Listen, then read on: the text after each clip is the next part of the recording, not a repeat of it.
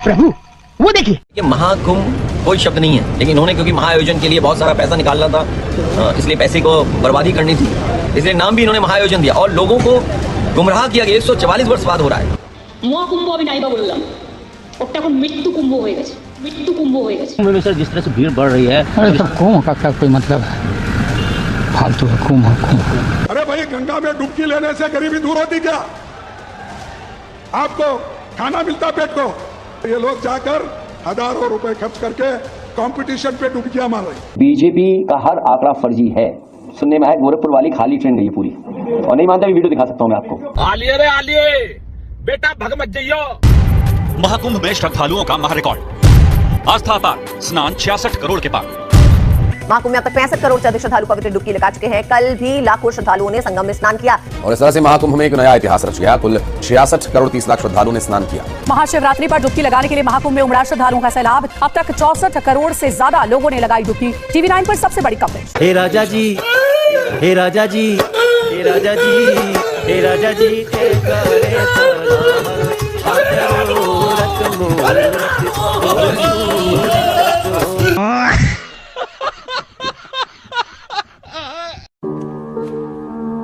भारत में क्या दुनिया की आंखों ने कभी इतना बड़ा ज्वार जन समुद्र देखा ही नहीं, इसलिए किसी के पास इसका कोई अनुभव भी नहीं कि 68 करोड़ 67 करोड़ लोग बाहर निकलते हैं तो क्या हो सकता है। अयोध्या के लिए जो जन सैलाब उमड़ा था, उसके बाद शायद भारतीय जनता पार्टी आज तक सत्ता करने का लाभ ले रही होती और सत्ता में होती। आप 403 में 300 सीट जीत के आ गए थे क्या? नहीं ना, आपको काशीराम मिलके भी नहीं इतनी कुछ ला पाए थे इतना। बहुतों ने कहा आपको मरना चाहिए, वहां बड़ा गड़बड़ है। 100 करोड़ जहर वाला पानी पी गए और जिंदा घूम रहे। 100 करोड़ जहर वाला पानी पी गए आपके मुताबिक, और आप कह रहे थे जहर है। भारत की कुल हिंदू आबादी का 50% से ज्यादा तबका कभी कुंभ नहीं नहाया, कभी नहीं, इसलिए ये विशिष्ट है। ये बात है। तो आपका आकलन है या औरों का आकलन है, तो फिर कोई सरकारें आएंगी नहीं, सिर्फ भारतीय जनता पार्टी का राज रहेगा। आपका आकलन तो कब से गलत हो रहा है। आप तो कह रहे थे इंडिया गठबंधन बन गया, आप तो हमारी सरकार आ गई। आपके लिए तो 24 के चुनाव से पहले ये भी बात हास्यास्पद थी कि मोदी तीसरी बार शपथ लेंगे। हम लोगों ने शपथ के लिए कुर्ता पजामा बनवा लिया, आप कह रहे हो मोदी जी शपथ लेंगे। जो कुंभ की ओर झांक कर नहीं देखी, उधर मुंह करके नहीं सोए 45 दिन, उनको ये कहने का हक हासिल है क्या कि कुंभ भाजपा का नहीं है? इतने हंगामे और हजारों करोड़ रुपया फूंक दिया पार्टियों ने चुनाव में, उसके बाद जितने लोग वोट डालने निकले उससे 4 करोड़ ज्यादा लोग कुंभ नहा गए। तो भारत का सबसे बड़ा जन उत्सव कौन सा हुआ? कुंभ। जैसे संगम में नहाने में जात नहीं पूछी किसी ने, आधार कार्ड चेक नहीं किया दुबे जी, और ये भी नहीं पूछा तुम सपाई हो, बसपाई हो, भाजपाई हो, कांग्रेसी हो, ये भी नहीं पूछा किसी ने, या मार्क्सवादी लेनिनवादी पार्टी हो। वैसे ही भोजन में भी किसी से नहीं पूछा गया कौन जात हो भैया। हेलो नमस्कार, जय हिंद, वंदे मातरम और मेरे सभी भाई बहनों को जय श्री राम। दोस्तों, द डिबेट तड़का में एक बार फिर से आप सभी का हार्दिक स्वागत है। और आज की डिबेट होने वाली है वरिष्ठ पत्रकार अमिताभ अग्निहोत्री एंड समाजवादी पार्टी के प्रवक्ता डॉक्टर एसके दुबे के बीच।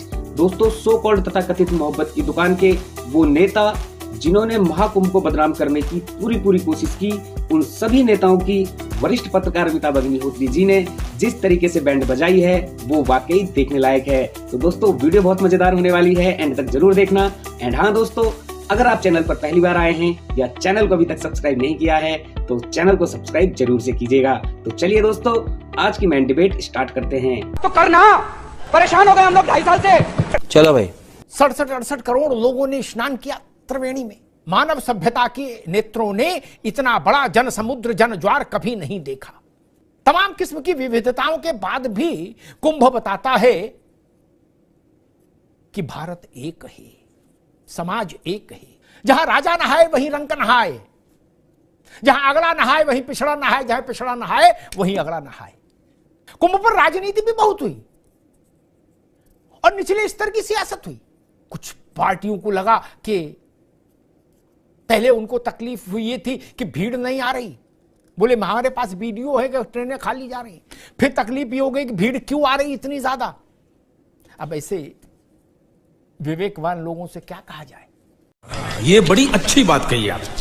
भारत में क्या दुनिया की आंखों ने कभी इतना बड़ा ज्वार जन समुद्र देखा ही नहीं, इसलिए किसी के पास इसका कोई अनुभव भी नहीं कि 68 करोड़ 67 करोड़ लोग जब बाहर निकलते हैं तो क्या हो सकता है। क्योंकि इससे पहले ऐसा कभी नहीं हुआ, दुनिया के किसी भूभाग में कभी नहीं हुआ जब से मानवता का इतिहास सामने है। आपकी समझ से इसका क्या असर हो सकता है राजनीति पर? जहां तक आपके प्रश्न का सवाल है, तो मैं निश्चित तौर पर यह कहूंगा कि अगर ऐसा होता तो जब कार सेवा हुई थी और अयोध्या के लिए जो जन सैलाब उमड़ा था, उसके बाद शायद भारतीय जनता पार्टी आज तक सत्ता का लाभ ले रही होती और सत्ता में होती। तो कहने का मतलब ये है कि जो आपने इस कुंभ से जोड़ा है उसको, राजनीति को, तो मैं नहीं समझता हूं कि उसका बहुत ज्यादा असर पड़ेगा, क्योंकि भारतीय जनता पार्टी ने मार्केटिंग जिस हिसाब से 144 साल की थी, आप शब्द सुनिए, 144 साल। जब 144 साल कान में पड़ता था तो हर आदमी, हर व्यक्ति ये चाहता था कि नहीं, हम ये कैसे भी करके इस कुंभ में जाके स्नान करें। अच्छा, समाजवादी पार्टी ने कहा कि अयोध्या में कार सेवा हुई और भाजपा सरकार से हट गई, और तब खैर सरकार में ऐसा नहीं सपा आ गई थी, सपा बसपा मिला के भी नहीं पूरे हो रहे थे, है ना, बहुत जोड़ तोड़ हुई थी। ऐसा भी नहीं कि कोई सबसे बड़ी पार्टी तब भी विधानसभा में कल्याण सिंह की अगुवाई में भाजपा ही थी, जितना मुझे याद है। एक चीज तो ये समझ लो, इसलिए ये प्रचार ना करो कि हवा में उड़ गए ना, वो नारा बेकार था, कोई नहीं उड़ा था हवा में, वो नारा फर्जी था। ये बात याद नहीं रहती लोगों को, लेकिन वो नारा फर्जी था। कौन सा चमत्कार हो गया था? जो गलत है उसको नहीं, अरे रुको भाई, कौन सा चमत्कार हो गया था? आप 403 में 300 सीट जीत के आ गए थे क्या? नहीं ना, आपको काशीराम मिलके भी नहीं इतनी कुछ ला पाए थे इतना। जिस दिन से, मेरी बात को नोट कर लीजिएगा, फिर गूगल से चेक कर लीजिएगा, जिस दिन से पालमपुर अधिवेशन में भारतीय जनता पार्टी ने अयोध्या के आंदोलन से खुद को लिखत पढ़त में जोड़ा, उस दिन से भारतीय जनता पार्टी की जन्म पत्रिका में वनवास, कष्ट और दिक्कतों वाले जितने ग्रह थे वो नेपथ्य में जाने लगे और भाजपा राजपथ पर चलने लगी, खड़ामा खड़ामा खड़ामा खड़ामा। और उसी का यह प्रतिफल है कि तीसरी बार भारतीय जनता पार्टी का प्रधानमंत्री लगातार तीसरी बार सरकार में है। यह अयोध्या आंदोलन से ही है, जो आपने कहा ना कि अयोध्या का देख लिया इसलिए कुंभ का कोई असर नहीं पड़ेगा, ये मैंने आपकी सेवा में रखा कि असर बहुत पड़ा, बहुत ज्यादा पड़ा। कांग्रेस उस पालमपुर अधिवेशन से पहले तो कांग्रेस खाती पीती थी, वो दुबली पतली तो तभी हुई, उसके बाद से हुई ना, और इतनी दुबली हो गई कि अब कुपोषण वाला मामला हो गया। बहुतों ने कहा कुंभ न चाहिए, वहां बड़ा गड़बड़ है, किसी ने कहा पानी में जहर है, किसी ने कहा भगदड़ हो रही, किसी ने कहा दिस हो रहा, दैट हो रहा, ब्ला ब्ला ब्ला। फिर भी 67 करोड़ आदमी आया, इसका मतलब नेताओं की बात नहीं सुनी, ना बंगाल वालों की सुनी, ना बिहार वालों के नेताजी की सुनी, ना लखनऊ वालों की सुनी। इस बात से तो दुबे जी भी दिल में सहमत होंगे कि जनता ने नहीं सुनी बात, जनता ने आपकी बात को सही नहीं माना, उसने कहा ना भैया हम तो जाएंगे।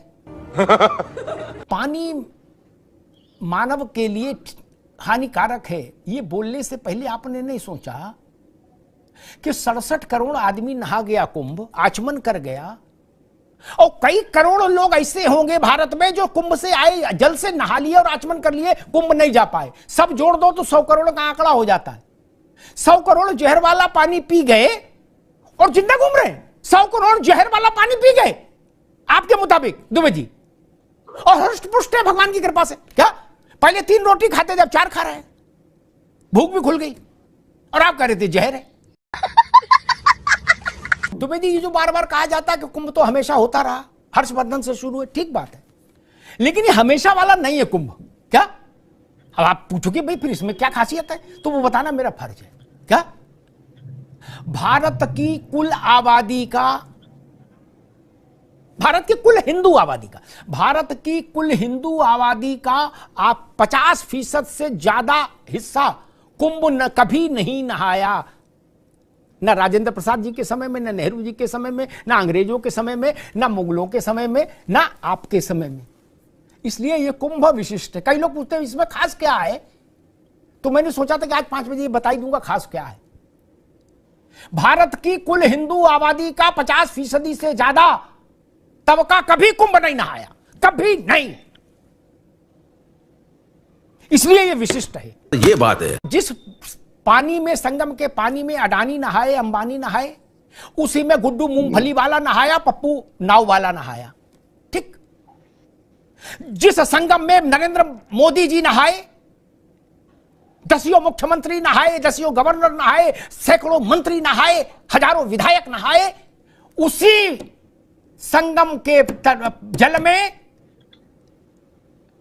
रामदीन नाम का सफाई कर्मचारी भी नहाया। क्या दुबे जी, इससे बड़ी बात और कहां से आएगी?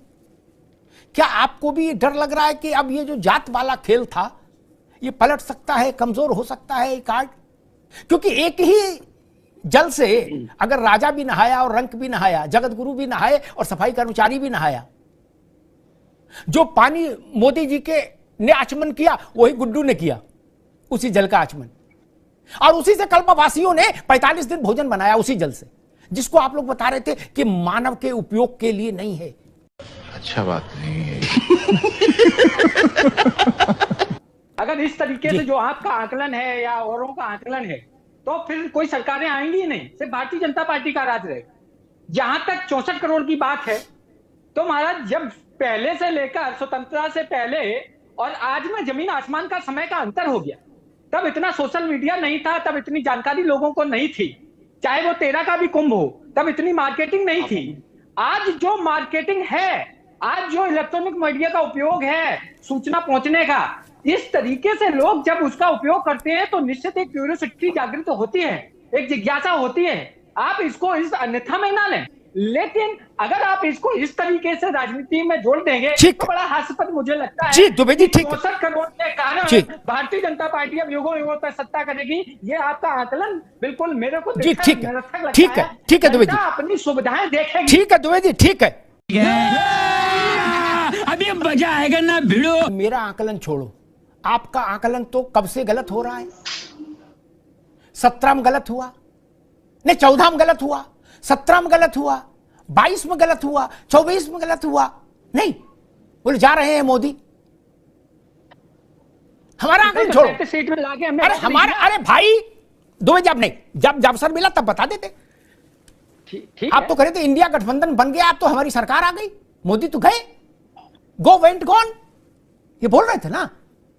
अब आपका आकलन क्या कह रहे हैं? हम तो उसी पर आपको नंबर देने को तैयार हैं भाई साहब। 14 गलत हुआ, 17 गलत हुआ, 22 गलत हुआ, 24 गलत हुआ, आपकी तो सरकार नहीं आई इंडिया गठबंधन के। आपके लिए तो 24 के चुनाव से पहले यह भी बात हास्यास्पद थी कि मोदी तीसरी बार शपथ लेंगे। आप कहते थे हम आ जाओ यार, कैसी बात कर रहे हो हैं? हम लोगों ने शपथ के लिए कुर्ता पजामा बनवा लिया, आप कह रहे हो मोदी जी शपथ लेंगे। दुबे जी ने कहा कोई बाबर की औलाद नहीं है, भारत में जो है सब सनातनी है और सब सनातनियों को एक होना चाहिए, ये अच्छा परिवर्तन है। यही कुंभ की माया है,